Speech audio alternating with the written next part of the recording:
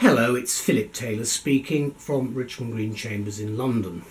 I'm looking today at a most interesting book that's come to us from an overseas publisher. It's 11 International Publishing who have produced this book. It's got the title Freedom of Expression in a Pluralistic World Order. It's been written by Ambrogino G Awesta or Awesta.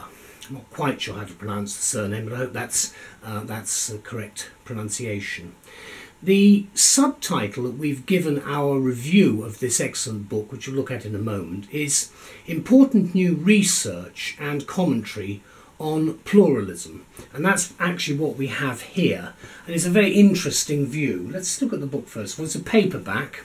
That's the front. It's very light spine, and then there's a little bit of information on the back there. It runs to something like, not quite sure how many pages, about just over 200 in total. There are some websites given at the back. The structure of the book, the content is slightly different. The websites are at the back.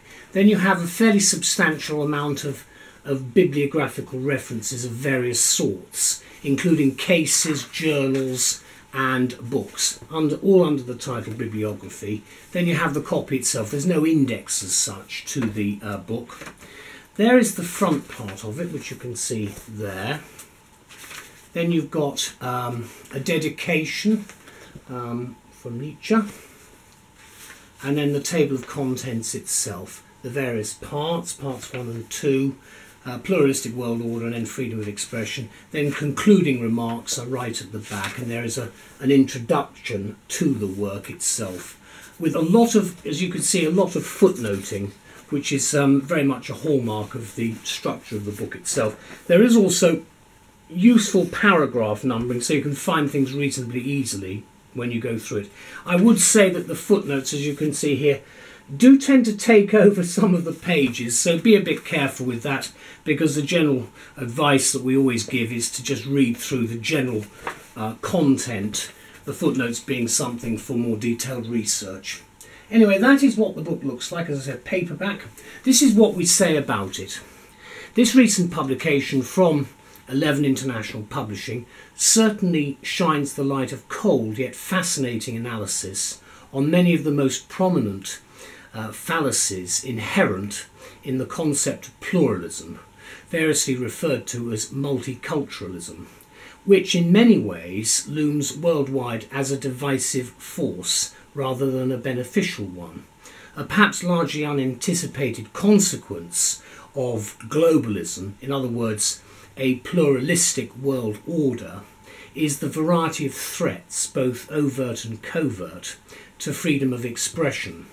And the author, who is Ambrogino G Awesta, or Awesta, I'm not quite sure of the pronunciation there, explores the issues and challenges generated by pluralism in international, European and national levels, each of which reveal in particular its legal impact. You could call the book alarmist if you like, but in view of recent assaults on freedom of expression resulting in rioting, conflict and ultimately murder, this book, with its copious amounts of research, should be taken seriously. We certainly have, and we found it a very interesting read. One consequence in particular of globalism, which has enhanced pluralism, is, according to the author, the emergence of cultural antagonisms, the clash of cultures, and all that which accordingly, in his words, imperils the fundamental right to freedom of expression. The orientation of the book veers perhaps more toward the socio-political than legal, although in what are termed civilized cultures, legality's impact on freedom of expression and vice versa, in that free speech can flourish only in free societies in which the rule of law prevails. The author calls upon a wide range of comment to illustrate his main points. He refers, for instance, to the works of one Edward Said, author of a work called Cultural Imperialism, the sequel to another entitled Orientalism. The latter comes in for some well-aimed criticism for its obvious lack of objectivity and anti-Western bias. For example, Syed appears to position Orientalism as opposed to Occidentalism as exclusively Arab, implying at the same time that Arab culture is exclusively Islamic. Syed's arbitrary selectiveness, which is what the author describes it, says the author, has clearly led to the factual aberrations in his thesis, which, again as the author implies, can only be viewed with alarm, especially as the West so often stands accused of imperialism, latterly cultural imperialism, and the supposed imposition of Western values on a global scale, described variously as Westernisation and sometimes, wait for it, as McDonaldisation.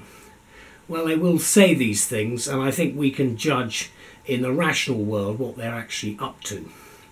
That such absurdities then are entertained seriously by so many is itself a threat to the concept of freedom of information itself, of expression itself.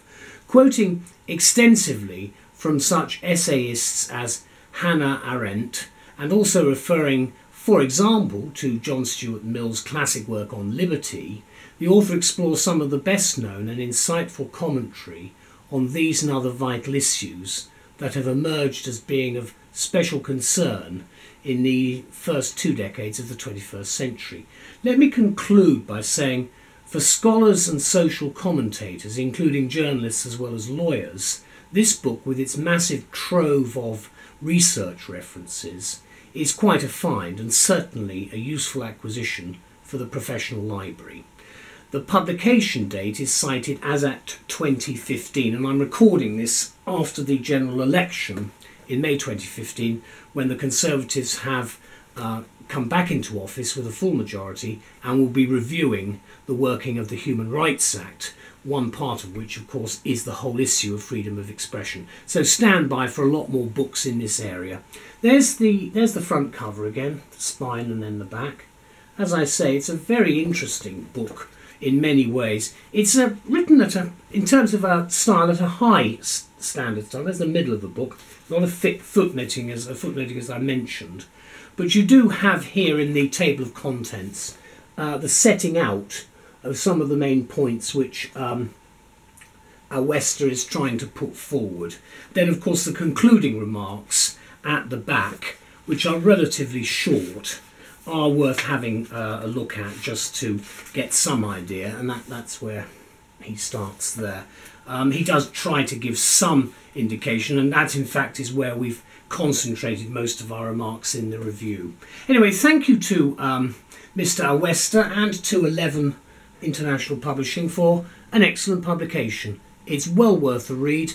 This is the beginning of a new era for us in England, certainly, with the Human Rights Act, and I suspect that this book and a number of its fellow books in this area of law will find a very interesting market in the latter part of this decade. So thank you to all concerned. Bye-bye.